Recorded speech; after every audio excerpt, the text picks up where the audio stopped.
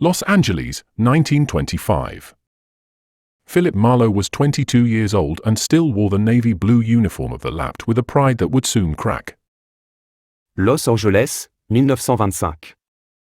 Philip Marlowe avait 22 ans et portait encore l'uniforme bleu marine du Lapt avec une fierté qui ne tarderait pas à se fissurer. Son of an Irish laborer who died in a construction accident when Philip was only 16, he had joined the police with the naive idea that he could make a difference, clean up the streets, protect the innocent. His mother, a seamstress with fingers worn by needles, had watched him leave that morning with that gleam of hope mixed with worry that mothers carry when their sons embrace dangerous causes. Fils d'un ouvrier irlandais mort dans un accident de chantier quand Philip n'avait que 16 ans, il avait rejoint la police avec l'idée naïve qu'il pourrait faire la différence, nettoyer les rues, protéger les innocents. Sa mère, couturière aux doigts usés par les aiguilles, l'avait regardé partir ce matin-là avec dans les yeux cette lueur d'espoir mêlée d'inquiétude que portent les mères quand leurs fils embrassent des causes dangereuses. The Bunker Hill neighborhood was still respectable then, its Victorian houses had not yet given way to towers of glass and steel. It was there that everything changed for Marlowe, in one of those turreted mansions where Eleanor Castleton lived, widow of an oil magnate, a 60-year-old woman with silver hair and eyes of a blue faded by tears. Le quartier de Bunker Hill était encore respectable à l'époque. Ces maisons victoriennes n'avaient pas encore cédé la place aux tours de verre et d'acier. C'est là que tout a basculé pour Marlowe, dans une de ces demeures à tourelles où habitait Eleanor Castleton, veuve d'un magnate du pétrole, femme de 60 ans aux cheveux argentés et aux yeux d'un bleu déteint par les larmes. The case had begun simply, repeated burglaries at Mrs. Castleton's house. Nothing very valuable disappeared, a few jewels of little worth, some cash, sometimes just food. Sergeant Murphy, an Irishman with red jowls who perpetually smelled of whiskey, had assigned the investigation to Marlowe with a blasé shrug. Probably kids from the neighborhood. Make the rounds, write a report, and we'll file it away. L'affaire avait commencé simplement, des cambriolages répétés chez Mrs. Castleton. Rien de très précieux ne disparaissait, quelques bijoux sans grande valeur, un peu d'argent liquide, parfois juste de la nourriture. Le sergent Murphy, un Irlandais au bajoux rougeaude qui sentait perpétuellement le whisky, avait confié l'enquête à Marlowe avec un haussement d'épaules blasé. Probablement des gamins du coin. Fais le tour, écris un rapport, et on classera le dossier. But Philip Marlowe was not Murphy. He had knocked on Eleanor Castleton's door on a November afternoon when fog rose from the Pacific like a grey shroud. The old lady had welcomed him with Earl Grey tea and dry cookies, in a living room that smelled of lavender and loneliness. She had spoken to him of her husband, dead 3 years earlier, of this house too large for her alone, of those nocturnal sounds that woke her with a start. Mais Philip Marlowe n'était pas Murphy. Il avait frappé à la porte d'Eleanor Castleton par un après-midi de novembre où la brume montait du Pacifique comme un linceul gris. La vieille dame l'avait accueilli avec un thé Earl Grey et des petits gâteaux secs, dans un salon qui sentait la lavande et la solitude. Elle lui avait parlé de son mari, mort 3 ans plus tôt, de cette maison trop grande pour elle seule, de ces bruits nocturnes qui la réveillaient en sursaut. I'm not lying to you, Officer Marlowe, she had said in her trembling voice. There's someone in this house at night. Someone who knows the place. Philip had first thought of an elderly woman's hallucinations, of the ghosts that solitude creates. Then he had noticed the details, the lock on the service door that bore traces of skillfully masked break-ins, the footprints in the basement dust, too small to be those of an adult man. Je ne vous mens pas, officier Marlowe, avait-elle dit de sa voix tremblante. Il y a quelqu'un dans cette maison la nuit. Quelqu'un qui connaît les lieux. Philippe avait d'abord pensé aux hallucinations d'une femme âgée, aux fantômes que crée la solitude. Puis il avait remarqué les détails, la serrure de la porte de service qui portait des traces d'effraction habilement masquées, les empreintes de pas dans la poussière du sous-sol, trop petites pour être celles d'un homme adulte. The investigation had led him to Tommy Castellanos, 13 years old, son of a Mexican family driven from their home by a crooked downtown landlord. The kid had been living on the streets with his little sister Maria, 8 years old, since their mother died of tuberculosis and their father disappeared, probably forced back to Mexico by the authorities. Tommy broke into Mrs. Castleton's house not out of vice, but out of necessity. He took just enough to survive, he and his sister. L'enquête l'avait mené jusqu'à Tommy Castellano, 13 ans, fils d'une famille mexicaine chassée de son logement par un propriétaire véreux du centre-ville. Le gamin vivait dans les rues avec sa petite sœur Maria, 8 ans, depuis que leur mère était morte de la tuberculose et que leur père avait disparu, probablement retourné de force au Mexique par les autorités. Tommy s'introduisait chez Mrs. Castleton non pas par vice, mais par nécessité. Il prenait juste de quoi survivre, lui et sa sœur. Philip had found them huddled in an abandoned shed in Boyle Heights, two children with eyes too large in gaunt faces. Tommy had looked at him with that fierce pride of the poor who refuse pity, ready to fight to the end.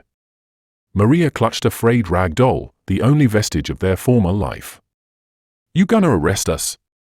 Tommy had asked in Spanish, then in broken English. Philippe les avait trouvés, blottis dans une remise abandonnée de Boyle Heights, deux enfants aux yeux trop grands dans des visages amaigris. Tommy l'avait regardé avec cette fierté farouche des pauvres qui refusent la pitié, prêts à se battre jusqu'au bout.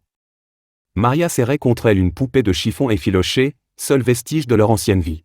« Tu vas nous arrêter ?» avait demandé Tommy en espagnol, puis en anglais cassé. Philip had looked at these two children surviving in a city that didn't want them, in a country that considered them intruders. He had thought of the law, of his duty, of his oath. Then he had thought of his own childhood after his father's death, of the nights when his mother sewed until dawn to pay the rent, of the hunger that gnawed at his stomach when money was short. No, he had answered. "I'm not going to arrest you." Philippe avait regardé ces deux enfants qui survivaient dans une ville qui ne voulait pas d'eux, dans un pays qui les considérait comme des intrus. Il avait pensé à la loi, à son devoir, à son serment. Puis il avait pensé à sa propre enfance après la mort de son père, aux nuits où sa mère cousait jusqu'à l'aube pour payer le loyer, à la faim qui tenaillait le ventre quand l'argent manquait. « Non » avait-il répondu. « Je ne vais pas vous arrêter. » Instead, Philip Marlowe had done something that would change the course of his life. He had returned to see Eleanor Castleton and told her the truth. The whole truth.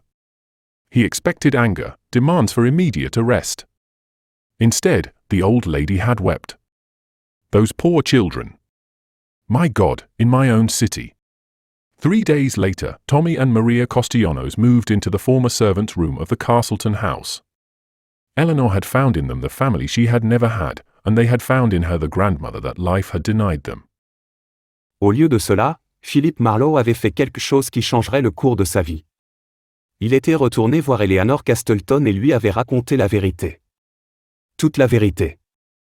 Il s'attendait à de la colère, à des exigences d'arrestation immédiate. Au lieu de cela, la vieille dame avait pleuré. Ces pauvres enfants. Mon Dieu, dans ma propre ville.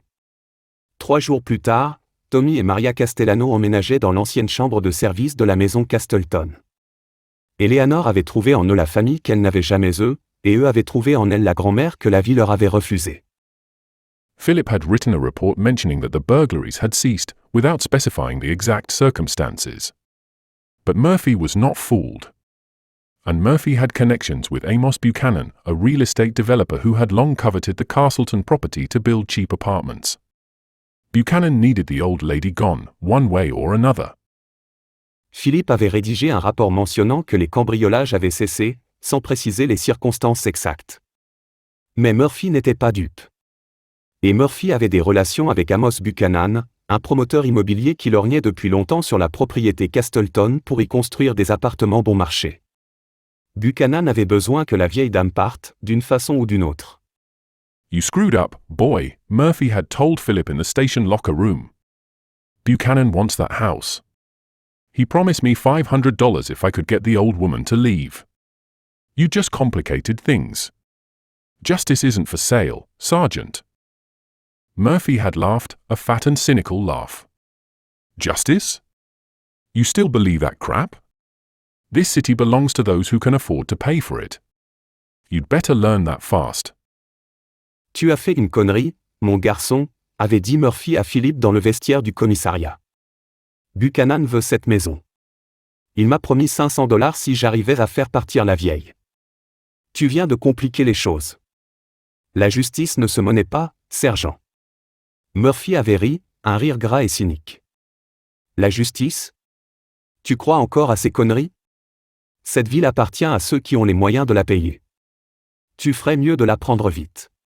Philip had discovered the extent of the corruption a few weeks later. Murphy and a dozen other cops were on Buchanan's payroll. The developer didn't just bribe, he intimidated, threatened, and when that wasn't enough, he acted. Eleanor Castleton had received anonymous letters, her windows had been broken, someone had poisoned her cat. Philip avait découvert l'ampleur de la corruption quelques semaines plus tard.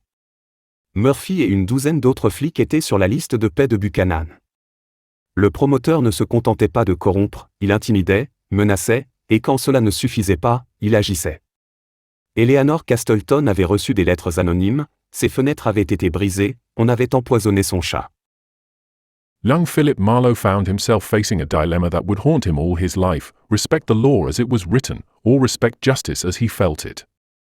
He had chosen justice. Le jeune Philip Marlowe s'était trouvé face à un dilemme qui le hanterait toute sa vie: respecter la loi telle qu'elle était écrite, ou respecter la justice telle qu'il la ressentait. Il avait choisi la justice. One December night, he had waited in the shadows for Buchanan's thugs to come, convinced Mrs. Castleton. There were 3 of them, armed with iron bars and bad intentions. Philip had welcomed them with his Colt 38 and determination forged in cold anger. "You're on private property, gentlemen. I suggest you leave." Une nuit de décembre, il avait attendu dans l'ombre que les hommes de main de Buchanan viennent convaincre Mrs. Castleton. Ils étaient 3, armés de barres de fer et de mauvaises intentions. Philippe les avait accueillis avec son Colt 38 et une détermination forgée dans la colère froide. « Vous êtes sur une propriété privée, messieurs. Je vous suggère de partir. » The confrontation had lasted less than 5 minutes.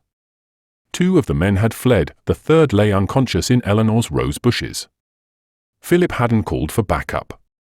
He had dragged the man to the street and left him there, with a message for Buchanan scrawled on a piece of paper: "Next time, I'll have less restraint." La confrontation avait duré moins de 5 minutes. 2 des hommes s'étaient enfuis, le 3e gisait inconscient dans les buissons de roses d'Eleanor. Philippe n'avait pas appelé de renfort. Il avait traîné l'homme jusqu'à la rue et l'avait laissé là, avec un message pour Buchanan griffonné sur un bout de papier: « La prochaine fois, j'aurai moins de retenue. » Murphy had summoned him the next morning. In his office that smelled of rancid sweat and failed ambitions, he had looked at Philip with a mixture of anger and something that almost resembled respect. "You've stirred up a hornet's nest, boy. Buchanan wants your hide. And I can't protect you anymore. I never asked for your protection, Sergeant. No, but you're going to need it. They're going to frame you for assault. Or they're going to set you up. Or maybe they'll just take care of you in a dark alley." Murphy l'avait convoqué le lendemain matin. Dans son bureau qui sentait la sueur rance et les ambitions ratées, il avait regardé Philippe avec un mélange de colère et de quelque chose qui ressemblait presque à du respect. « Tu as tapé dans le nid de guêpe, mon garçon. Buchanan veut ta peau. Et moi, je peux plus te protéger. Je n'ai jamais demandé votre protection, sergent. Non, mais tu vas en avoir besoin. Ils vont te coincer pour agression. Ou ils vont monter un coup contre toi. Ou peut-être qu'ils vont directement s'occuper de toi dans une ruelle sombre. Philip had resigned from the police that very day. Not out of fear, but out of disgust. He had understood that the uniform he wore with such pride was just a costume in a masquerade where the real criminals had respectable fronts and where justice was negotiated to the highest bidder. Philippe avait démissionné de la police le jour même. Non pas par peur, mais par dégoût. Il avait compris que l'uniforme qu'il portait avec tant de fierté n'était qu'un déguisement dans une mascarade où les vrais criminels avaient pignon sur rue et où la justice se négociait au plus offrant. 3 months later, Philip Marlowe opened his private detective office in a small shabby office on 6th Street. His first client was Eleanor Castleton, who wanted him to discreetly watch the comings and goings around her property. His second was the wife of a worker who suspected her husband of cheating. His third was a businessman who needed to recover stolen documents. 3 mois plus tard, Philip Marlowe ouvrait son cabinet de détective privé dans un petit bureau miteux de la 6e rue. Sa première cliente fut Eleanor Castleton, qui voulait qu'il surveille discrètement les allées et venues autour de sa propriété. Sa deuxième fut la femme d'un ouvrier qui soupçonnait son mari de la tromper. Sa troisième fut un homme d'affaires qui avait besoin de retrouver des documents volés. Philip had discovered his calling in that grey zone between law and justice, where a man alone with his principles could still make a difference. He had learned that morality was not a matter of rules written in dusty books, but an inner compass that pointed north even when everyone around you claimed it was south. Philippe avait découvert sa vocation dans cette zone grise entre la loi et la justice, là où un homme seul, avec ses principes, pouvait encore faire la différence. Il avait appris que la morale n'était pas une question de règles écrites dans des livres poussiéreux, mais une boussole intérieure qui indiquait le nord, même quand tout le monde autour de vous prétendait que c'était le sud. Years later, when people would ask him why he did this thankless job, Philip Marlowe would think back to Tommy and Maria Castellanos, to Eleanor Castleton, to that December night when he had chosen his side. He would think of Murphy and Buchanan, of all those men who thought everything had a price. Des années plus tard, quand les gens lui demanderaient pourquoi il faisait ce métier ingrat, Philip Marlowe repenserait à Tommy et Maria Castellano, à Eleanor Castleton, à cette nuit de décembre où il avait choisi son camp. Il repenserait à Murphy et à Buchanan, à tous ces hommes qui pensaient que tout avait un prix. He would think above all of that fundamental lesson learned at 22, in a world where justice was for sale, an honest man had no choice but to become an outlaw to remain honest. Il repenserait surtout à cette leçon fondamentale apprise à 22 ans, dans un monde où la justice était à vendre, un homme intègre n'avait d'autre choix que de devenir hors la loi, pour rester honnête.